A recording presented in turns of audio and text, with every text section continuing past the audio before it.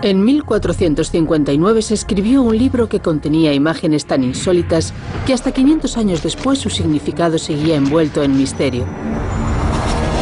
Describe artilugios imposibles de asedio medieval y máquinas de guerra, así como mecanismos extraordinarios y sangrientos duelos a muerte.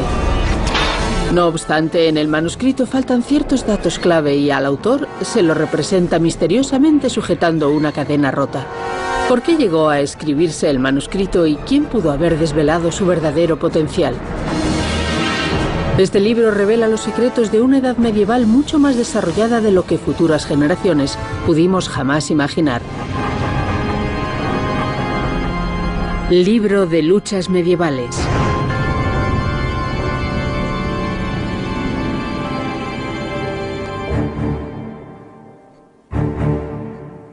En la profundidad de los sótanos de la Biblioteca Real de Dinamarca descansaba un libro con más de 500 años de antigüedad. Sus tapas de cuero desgastado lucían una única inscripción, Talhofer, el enigmático maestro de lucha del medievo. Este intrigante libro está escrito en suevo, un antiguo dialecto alemán, y contiene 300 páginas en color de imágenes y texto que ofrecen una asombrosa crónica de la vida en la Edad Media. Este es el auténtico manuscrito de Talhofer de 1459, con una bellísima edición en colores que se mantienen tan vivos como si los hubieran pintado ayer. En el centro vemos al propio Talhofer dictando a su escriba. Las imágenes y textos codificados contenidos en el manuscrito son de tal envergadura que podrían hacer tambalear las creencias del mundo moderno sobre la Edad Media. ¿Eran las técnicas de combate y de guerra tan primitivas como nos imaginamos? ¿Realmente los caballeros se comportaban con la caballerosidad descrita en la época victoriana? ¿Eran tan rudimentarios como la historia nos ha hecho creer? Es un documento de inmensa importancia porque nos revela muchísimo sobre aquel misterioso mundo. Es realmente como abrir una caja de secretos. Por primera vez la Real Biblioteca de Dinamarca ha permitido la filmación del manuscrito y un equipo de expertos de todo el mundo investigarán las imágenes y los textos contenidos en su interior, ayudados de los programas de asistencia de imágenes digitales más desarrollados y recreando técnicas de lucha nada ortodoxas. Me está revolviendo el estómago. Descodificarán las enigmáticas ilustraciones del libro y construirán sus misteriosas máquinas. Bombea de verdad, ya está debajo del agua. El equipo pondrá a prueba los métodos y tecnologías explicados en el manuscrito en un intento por averiguar el grado de autenticidad con el que Talhofer describe la Edad Media.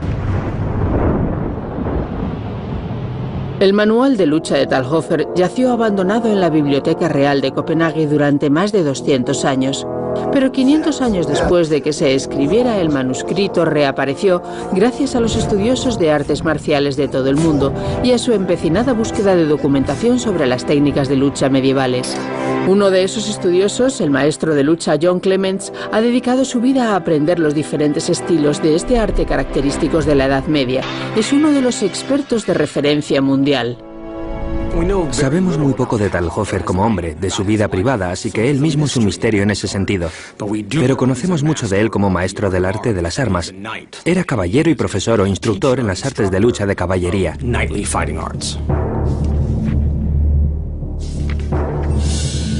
Talhofer dedicó casi la mitad de su manuscrito al combate medieval, y dentro de sus páginas descubrimos numerosas viñetas dedicadas al intrigante y violento mundo de las justas.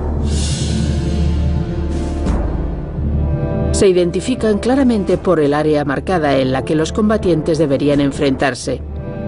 Muchas de las viñetas del manuscrito se refieren a las peleas en las justas. Las justas eran una institución muy curiosa. Cuando alguien acusaba a alguien de algo y no había testigos ni pruebas, el juicio por combate o justa era el método empleado para dirimir quién decía la verdad. En la octava lámina del libro de la lucha, Talhofer describe los motivos por los que una persona podía ser llamada a justa: asesinato, traición, herejía, deslealtad, delación o faltar al respeto a una dama. Aquellos que violaban cualquiera de esas leyes eran a menudo obligados a enfrentarse entre ellos en una justa.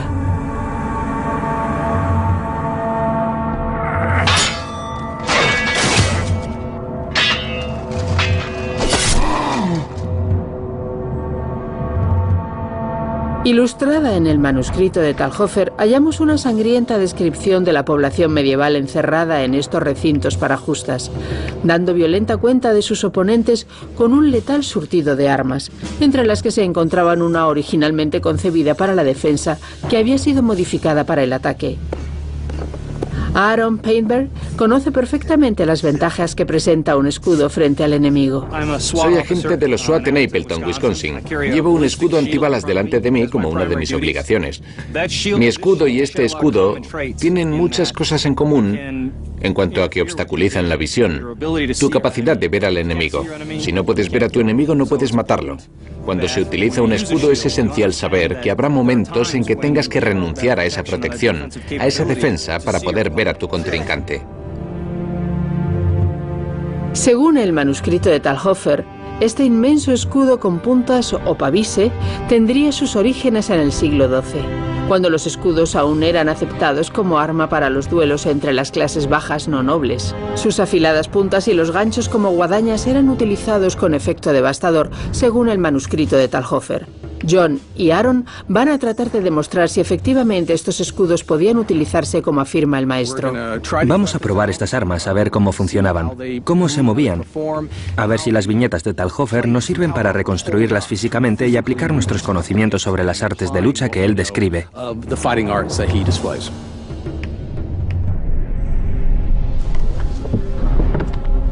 Para no perder ni la más mínima posibilidad de victoria en una justa con escudo, Talhofer detalla dos técnicas: engancharlo con el otro escudo para dejar expuesto al contrincante o clavar la base firmemente en el suelo para crear una barrera más eficaz. Ahora veo lo que estás haciendo. Y mira qué rápido bloqueaban. Es cierto, creía que iba a poder bloquear y empujar. Se planta el escudo y se pelea a su alrededor, empleándolo como barrera entre mi enemigo y yo. Es muy rápido. Se ven los huecos porque los huecos se crean entre los dos escudos.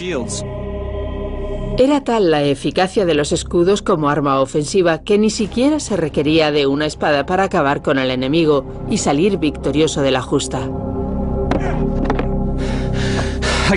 Puedo afirmar que las técnicas descritas por el manuscrito de Talhofer se aplican y funcionan. La guardia arriba y abajo, el desplazamiento, los regates, el enganche, el empuje, todo el trabajo con los pies, todos los movimientos están ahí. Es un tipo de lucha a muerte y cruel por el que ahora siento mucho más respeto.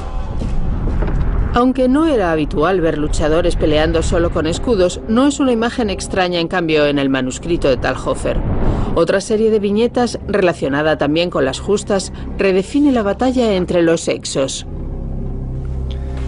Esta sensación del manuscrito incluye una batalla entre un hombre y una mujer, un tipo de duelo o disputa que tenía que librarse a vida o muerte. Es la primera aparición de un duelo hombre-mujer en un libro de lucha. Esta imagen de una mujer luchando contra un hombre dista mucho de la típica imagen de la mujer medieval, ajena por completo al violento mundo de los hombres. Las mujeres medievales tenían mucho más poder del que se les ha atribuido hasta ahora, sobre todo durante el siglo XIV. Fueron conquistando parcelas de poder hasta dirigir negocios y cosas por el estilo. En el Renacimiento fue cuando su situación empeoró y pasaron a desempeñar un papel más pasivo e inactivo. Las pruebas contenidas en el manuscrito sugieren que en algunos casos las mujeres estaban autorizadas para enfrentarse en justa con los hombres. Es una imagen realmente difícil de descifrar, porque la mujer de aquella época es una mujer muy fuerte.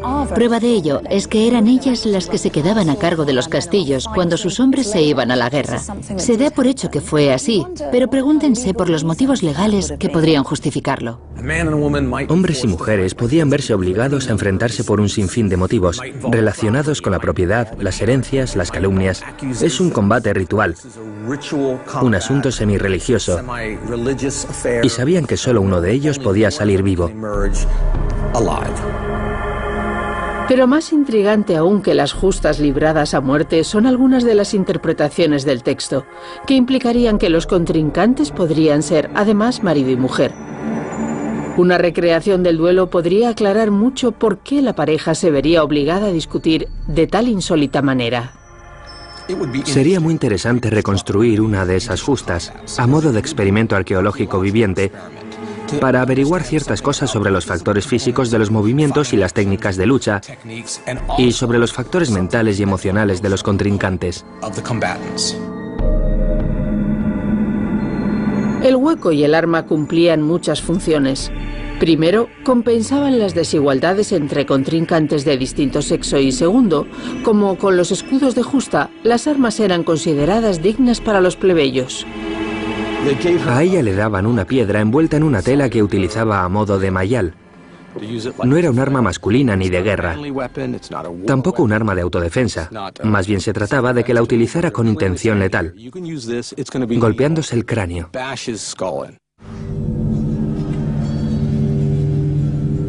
Esta imagen de una justa de 1542 entre dos caballeros sugiere que esta justicia mediante la violencia formaba parte del mundo medieval.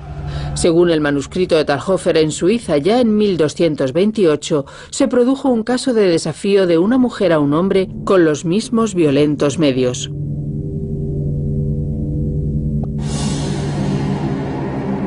Una vez que se vestían, les cosían la ropa para que no pudieran ocultar nada que luego emplearan en la contienda.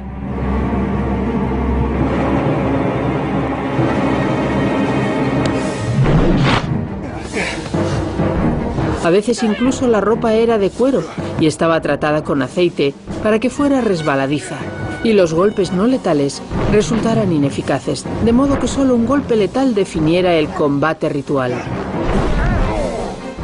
Llevo la ropa cosida. Estoy enterrado en un hoyo casi hasta la mitad del cuerpo. No puedo escapar. Estoy casi clavado aquí. La sensación es de absoluta degradación. Creía que iba a tener ventaja la mujer o la persona fuera del hoyo, pero en realidad no he tenido ningún problema. Ha sido casi golpe por golpe. Me he dado cuenta de que es difícil golpear la cabeza y estar pendiente del mazo a la vez. Tienes que ser muy rápida con los pies para poder hacer las dos cosas a la vez, pero con un poco de práctica seguro que se conseguía. Y práctica era exactamente lo que los contrincantes adquirían. Hablamos de un tipo de combate en el que los contrincantes conocían con semanas de antelación cuándo iban a combatir, cómo y contra quién. Eso sin duda influiría en ellos psicológicamente y en su manera de entrenar. Examinando con detenimiento el manuscrito, descubrimos que Talhofer no estaba describiendo solamente una imagen genérica de los duelos. Cada viñeta contiene movimientos específicos que con entrenamiento especializado podían aplicarse para derrotar a los enemigos. La cuelgo boca abajo y ahora le clavo la espada. Puedo decapitarla o apuñalarla. Ella no puede hacer nada en esta posición. Es posible que Talhofer incluyera estas imágenes en su libro de lucha para entrenar a los luchadores y obtener ingresos. Se sabe que desempeñaba un cargo como juez de justas, una posición de ventaja desde la que aprender las técnicas más eficaces para provocar la muerte. Seguramente a cambio de unos convenientes honorarios, Talhofer enseñaría estas técnicas a los luchadores que así se aseguraban la victoria a los ojos de Dios y de la ley.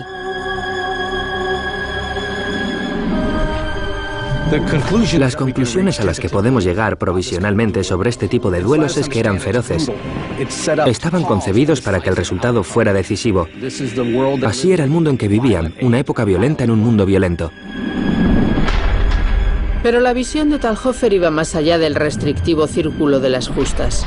No satisfecho con narrar con macabro detalle sus conocimientos de experto en este campo, volvió su atención a las máquinas concebidas para la guerra.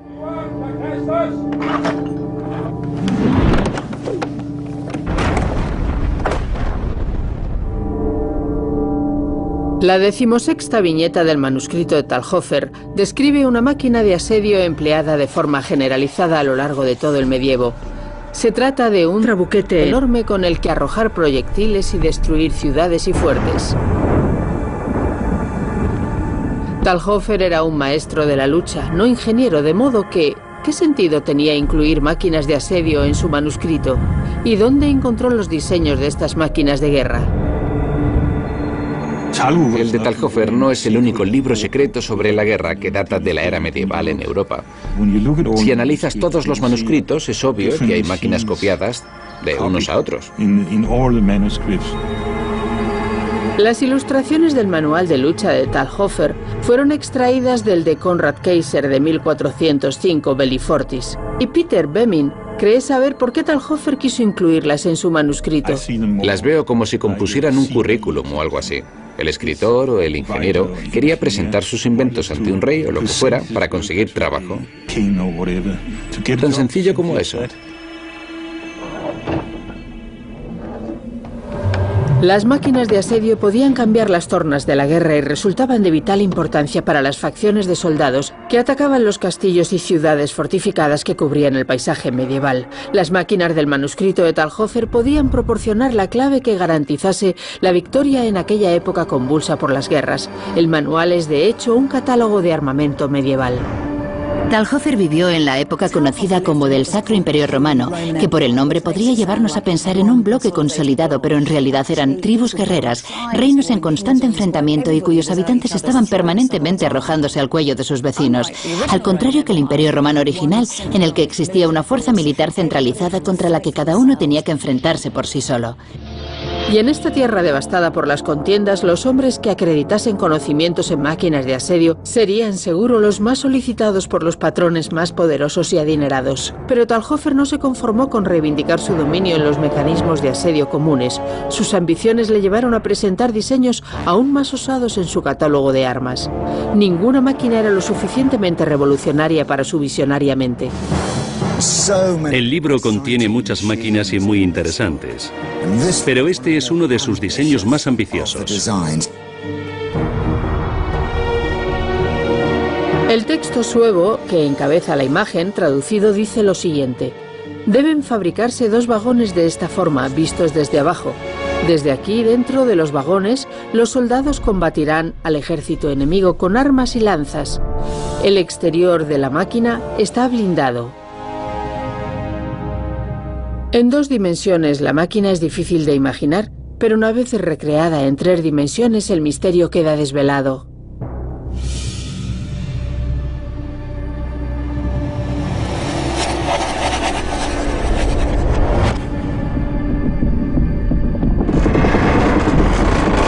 El diseño del manuscrito de Talhofer es una asombrosa descripción de un tanque acorazado.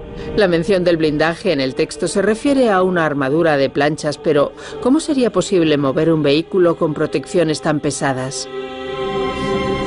Es un tanque, seguramente el primero de la historia. Tenemos que interpretar las cosas, ver cómo emerge de la página y cobra forma. El texto nos habla de 2 vagones tirados por caballos. Parece que se ataba a unos caballos. Así lo movían. Es una máquina diseñada para romper las defensas del enemigo, pero ¿qué pasaba una vez rotas? Pues el invento incorpora 1, 2, 3, 4, 5 cañones a cada lado. Estamos en 1459, o sea que la pólvora ya existía. Los cañones están diseñados con tanto detalle que se puede ver el oído de cada uno de ellos.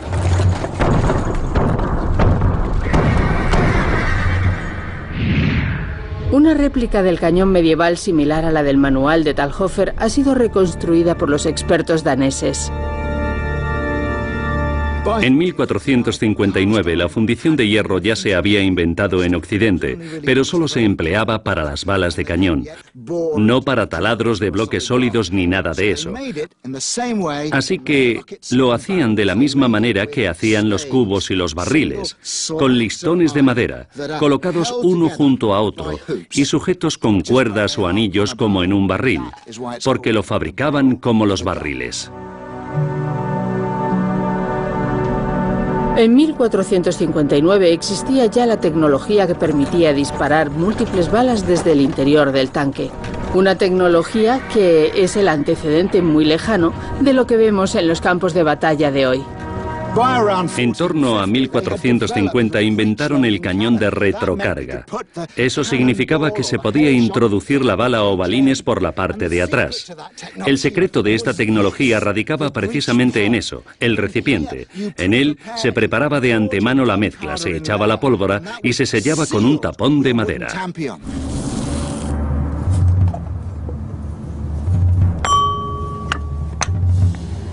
La tecnología de retrocarga permitía a los soldados de artillería disparar 2 o 3 ráfagas por minuto, pero ¿cuál era el verdadero alcance de los daños producidos por estos cañones?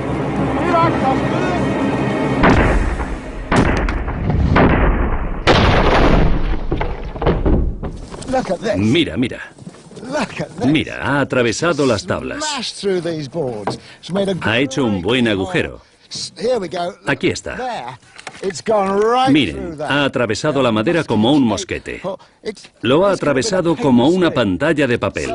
Es decir, que el tanque tenía que estar acorazado, porque si estaba concebido para abrir una brecha en las líneas enemigas, con los caballos por detrás y la cuña por delante, tenían que estar acorazados porque seguro que el enemigo también tenía cañones como estos. Cuesta imaginar que existiera una máquina tan desarrollada en la época medieval, una edad asociada siempre a la tecnología más primitiva. Sin embargo, aparte de Talhofer, otras fuentes citan también la existencia de tanques medievales, lo cual sugiere que podrían ser algo más que una fantasía del maestro de lucha. Pero no todos los objetos del manual de Talhofer están respaldados por tantas pruebas. Junto con el tanque nos descubre un objeto aún más difícil de imaginar. Los inventos griegos o egipcios o romanos siempre nos despiertan gran interés, pero en realidad este libro está plagado de ingeniosos inventos.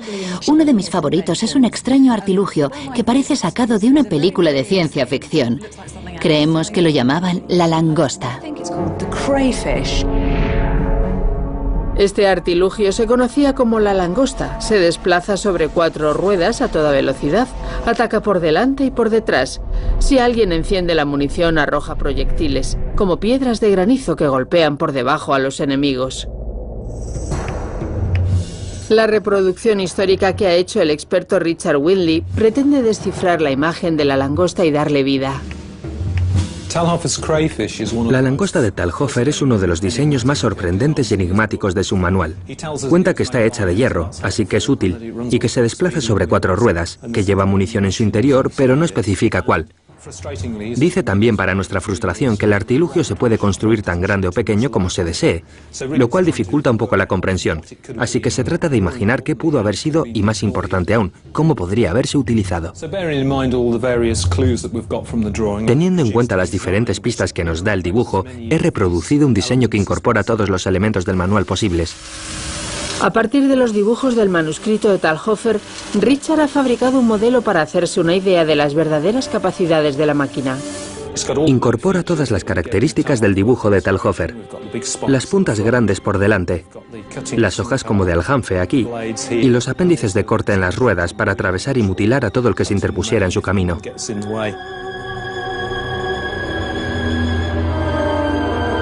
Richard ha demostrado que la langosta posee un diseño viable. Pero esto no responde al por qué o en qué ocasiones podría haberse utilizado.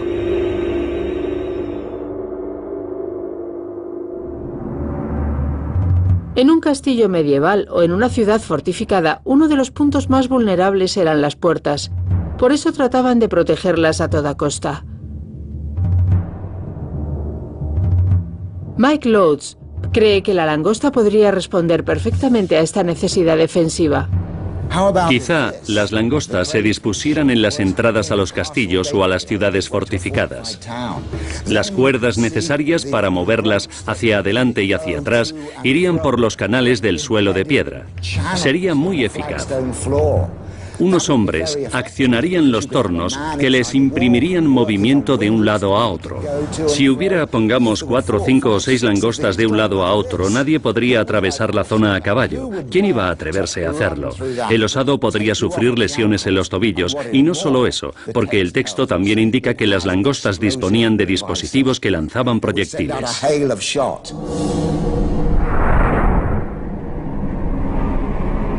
El diseño de la langosta le pareció suficientemente ingenioso a Talhofer para incluirlo en su manual.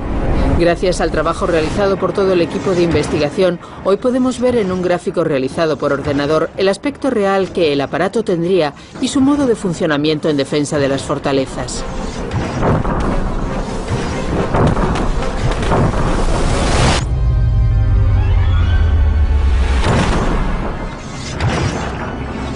En teoría, la langosta tenía capacidad para repeler al enemigo a las mismas puertas de la fortificación, pero primero sus fuerzas de ataque tenían que llegar hasta ellas, tarea que nunca fue nada fácil.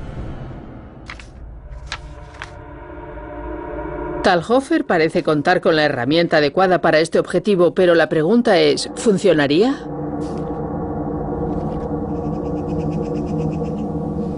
Existen numerosas maneras de tomar un castillo o una fortificación. Cavar túneles por debajo, minarlo. Se pueden escalar las paredes, acercando escaleras y torres de asedio y subiéndose a ellas para llegar a la parte de arriba, o se puede simplemente echar las puertas abajo volándolas. Pero ¿cómo se llega con la bomba hasta la puerta? Bueno, una forma consiste en que un hombre como Jamie, en este caso, protegido con su armadura, la lleve hasta la puerta, pero una vez allí habría arqueros disparando desde arriba. La potencia de un arco de guerra accionado a corta distancia contra la armadura de un caballero podía ser letal si penetraba por ciertos lugares. Si el arquero poseía la maestría suficiente, sabría encontrar las uniones de las partes de hierro y matar al hombre en su interior. Arriesgar así la vida de los caballeros constituiría una forma muy costosa de volar las puertas de una ciudad, pero el manual de Talhofer parece ofrecer la solución. La descripción en el encabezado de estas enigmáticas imágenes aporta alguna información. Como se aprecia, se dirigen a la fortaleza con la cesta por encima y avanzando. No deben salir de la protección de la cesta. Gracias al trabajo de Talhofer, sabemos, por ejemplo, que por entonces ya se habían construido cosas como los trabucos, es decir, que habla de artilugios viables y que funcionan. Pero cuando nos encontramos con artilugios como estos, tan raros, lo primero que te preguntas es si funcionarían. Y por supuesto, el único modo de comprobarlo es reconstruirlos con las pistas que da el libro y disparar contra ellos para probarlos. Y este es el aspecto que el equipo piensa que tendría el utensilio de asedio medieval. Hemos imaginado los materiales. Hay quienes piensan que sería de hierro fundido como las campanas, otros que sería como una coraza de placas, pero a mí esos me parecen muy pesados. Un material empleado en tiempos medievales podría haber proporcionado la fuerza del hierro sin tanto peso. Este cuero tratado es duro. Era de lo que se hacían las armaduras en la Edad Media. Muchos caballeros menos pudientes tenían armaduras de cuero cocido, endurecido por medio del hervido. Se le ha dado tanta importancia al conocimiento del material con el que estaría fabricado este artilugio por el fin al que los estudiosos creen que estaría destinado: proteger a los hombres que se acercaban hasta las murallas del castillo. Cuando la campana de asedio alcanzaba su objetivo, para sobrevivir, los hombres en su interior tenían que repeler el ataque a una distancia muy corta. Voy a hacer una última prueba desde esta cortísima distancia, menos de 9 metros. Ben va a disparar un arco muy potente de unos 40 kilogramos de potencia con una flecha muy fuerte. Hazlo lo peor que puedas, Ben.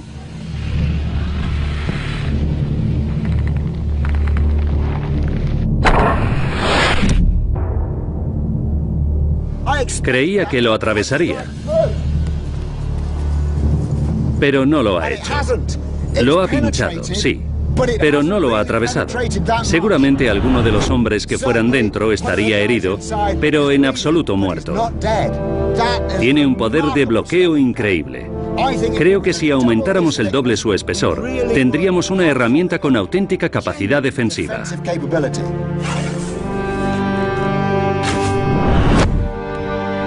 Una segunda capa de piel reduciría significativamente la capacidad de penetración de la flecha sin que su peso aumentara de manera que fueran necesarios más de 2 hombres para cargarla.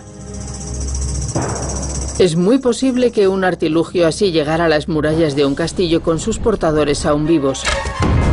Pero el castillo asediado podría contar con más armas de defensa aparte de las flechas. Observándolo es obvio que su diseño responde a un solo fin: soportar la fuerza de un tiro aéreo.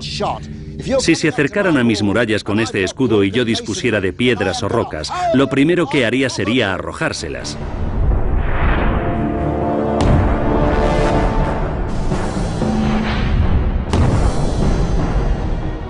Gracias a la resistente estructura y a la conveniente forma de bóveda apuntada en el centro, mantendría a salvo las cabezas de los ocupantes.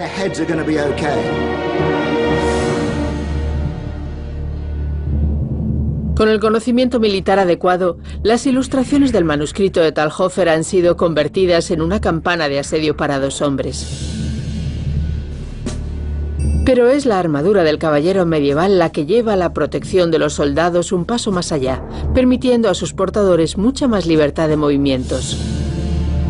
Los caballeros descritos en el manual de lucha de 1459 de Talhofer se dedicaban principalmente a actividades violentas y sanguinarias. El mismo Talhofer recibió entrenamiento como caballero y conocería profundamente estas artes. Los caballeros de la Edad Media están bastante lejos de ser los honorables guerreros que pensamos hoy en día.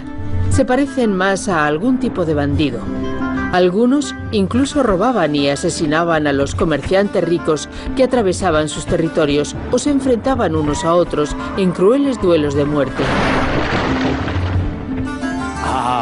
Pensamos en la Edad Media como en la época de los caballeros con brillantes armaduras, luchando según las normas de la caballería. Pero la verdad es otra muy distinta. La caballería es un concepto, un código, pero todo lo que rodeaba a los caballeros era un evidente culto a la violencia. Eran jóvenes violentos matándose entre sí, o mejor aún, matando ciudadanos inocentes.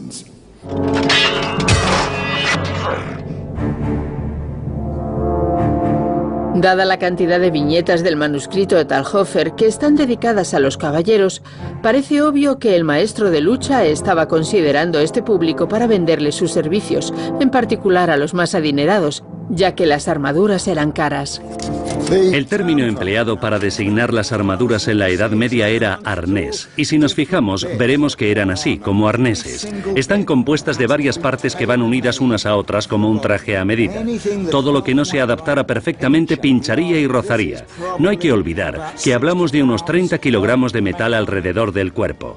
Pero el peso se distribuía uniformemente y gran parte de su potencial precisamente radicaba en la forma. Estas zonas son resbaladizas. Las espadas resbalarían al impactar. Las curvas proporcionaban a estas finas planchas una fuerza de tensión increíble.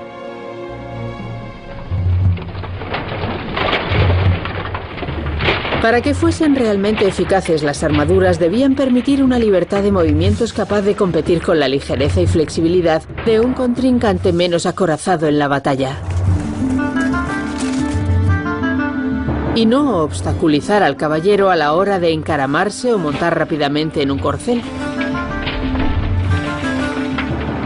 Pero el diseño no podía comprometer su capacidad para proteger a su portador y debía soportar lo que era quizás la piedra angular de la metalurgia medieval, la espada larga. En muchas de sus descripciones de las técnicas de lucha, Talhofer habla de armas de enorme eficacia letal. La maestría del artesano con la que se fabricaban estas hojas las convirtieron en las armas más formidables de la Edad Media. Esto es una espada larga del manual de Talhofer. Está fabricada según una de las ilustraciones del manuscrito de 1459. Esta espada tiene el punto de equilibrio a 5 centímetros por delante de la guardia, lo que significa que la hoja puede rotar fácilmente tomando ese punto como eje.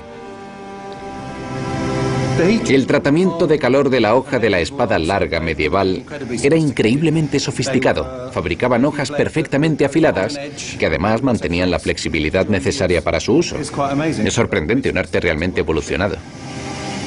El tratamiento de calor era un proceso en 2 partes.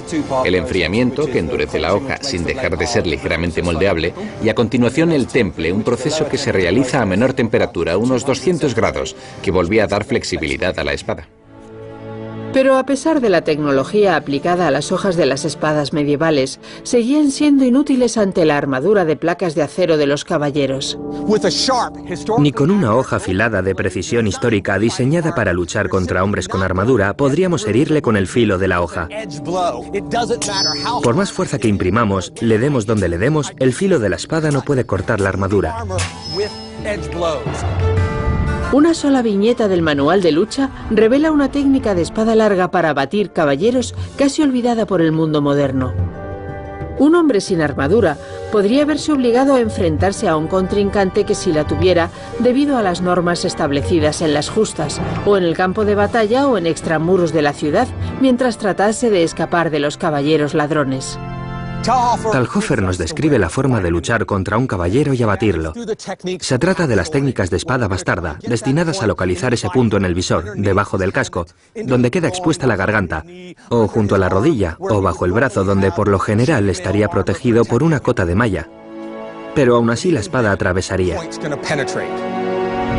Esta técnica de espada bastarda podía incluso utilizarse contra enemigos sin armadura y radicaba en el hecho de que algunas hojas medievales no estaban afiladas en toda su longitud y podían bloquearse empleando determinadas técnicas de lucha. Una de ellas hacía completamente inservible la armadura del contrincante.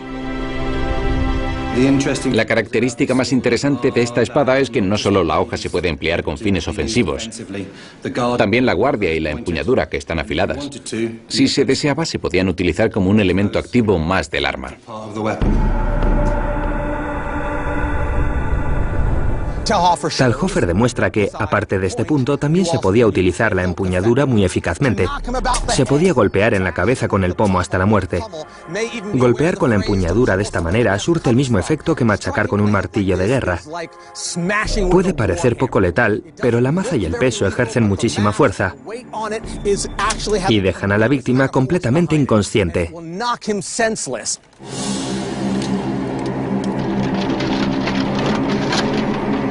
John Clements va a probar estas técnicas de espada bastarda contra un caballero con su armadura completa con el fin de comprobar su eficacia.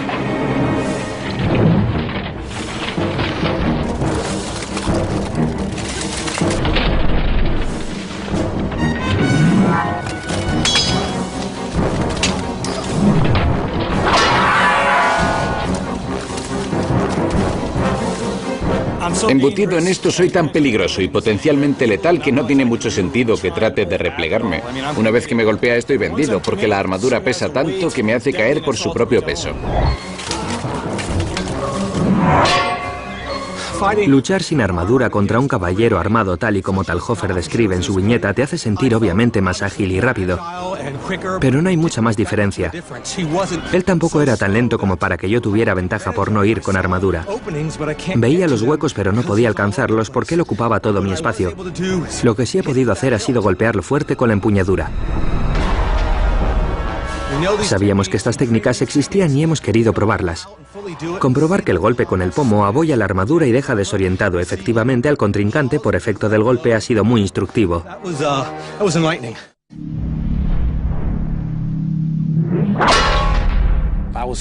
Me ha sorprendido bastante, la verdad, comprobar el potencial del golpe.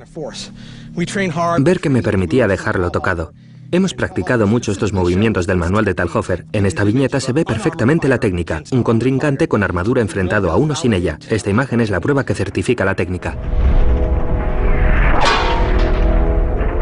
A pesar de la brutalidad de las imágenes y el título, el manual de lucha de Talhofer no estaba exclusivamente dedicado a las artes marciales y de guerra. Dentro de sus páginas, encontramos también información sobre otros aspectos de la vida en el medievo como esta. Su finalidad, como la de muchas otras en el libro, es un misterio. Estas ilustraciones son extraordinarias. Esto es un hombre rana. Trajes de buceo en 1459.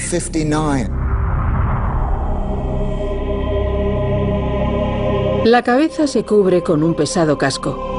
Como el agua corre con fuerza, es necesario cargarse de peso para hacer posible la inmersión primero y la emersión después. Talhofer nos da mucha información en el manuscrito, cuenta muchas cosas, pero también hay datos esenciales que no proporciona, y este es un buen ejemplo de ello. Tenemos un traje de buceo, pero no nos explica cómo se abastecen de oxígeno. A lo mejor porque pretende que le preguntemos directamente y poder cobrarnos por tan valiosa información. Pero ¿realmente podían existir los trajes de buceo hace 500 años?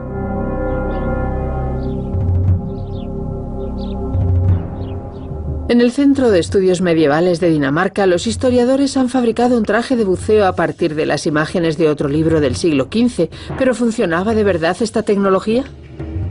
Este casco es ligeramente distinto al que se muestra en el manuscrito de Talhofer. Lo que vemos dibujado aquí es lo que se dio en llamar casco boca de rana, muy apropiado para un hombre rana. Era el casco que se utilizaba para las justas.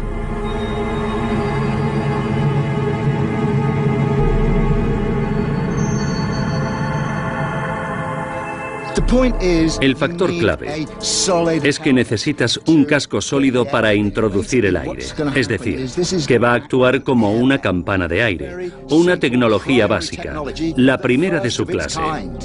Me alegro de no tener que ser yo el que lo pruebe.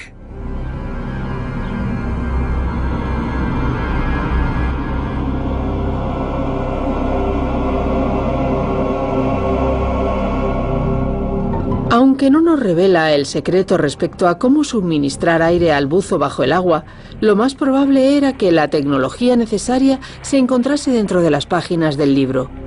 Un conjunto de tubos flexibles unidos a una bolsa de aire. Los ingenieros expertos en historia que se propusieron reproducir el invento descubrieron que no era tan sencillo como parecía.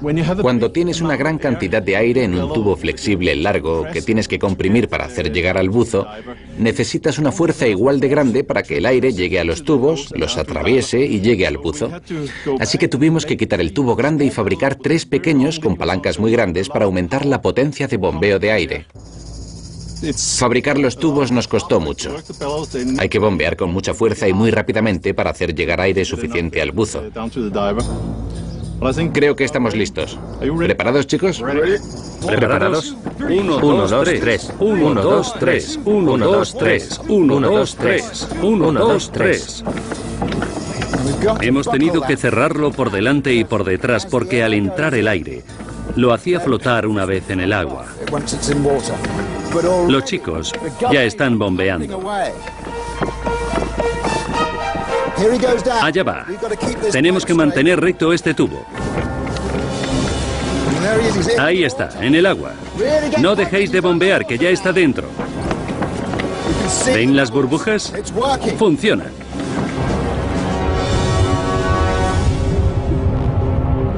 Es fantástico. Tengan en cuenta que hablamos de una tecnología que surgiría en torno al año 1400 y que funciona. Tenemos a un buzo en el agua y está respirando. Respira por esta tubería y gracias al bombeo de aire por los tubos. Increíble. La prueba que han visto ha durado 10 minutos. Pero en tiempos medievales, un buzo podría estar en el agua mientras hubiera hombres disponibles para bombear aire. Esta es la tecnología que puso al hombre en la luna. La idea de que los dispositivos mecánicos pueden compensar nuestras limitaciones biológicas. Buen trabajo. ¿Qué tal todo? Bien, bien. No estás ni mojado. El agua ha llegado hasta aquí. No, ningún problema con eso. Tienes la cara seca. Increíble.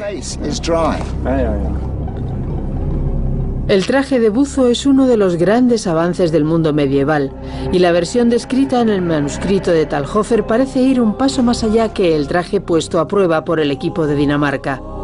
Su diseño se aproxima más al de los sistemas de aire estancos que hoy utilizamos y presenta más facilidad de maniobra y mejores prestaciones, con un diseño para que el aire saliera por las mangas y no por el casco. Talhofer no cuenta para qué se emplearon los trajes de buzo y seguramente ese, junto con todo el resto de datos que el maestro de lucha omite, constituyan la respuesta al por qué aparece él sujetando una cadena rota. Podría ser que Talhofer, con los secretos que guardaba, fuera el eslabón que le faltaba a la cadena del manuscrito de 1459 para estar completo. Lo que sí sabemos es que esta obra nos abre una ventana hacia un mundo violento y complejo cuya auténtica realidad solo hemos empezado a comprender.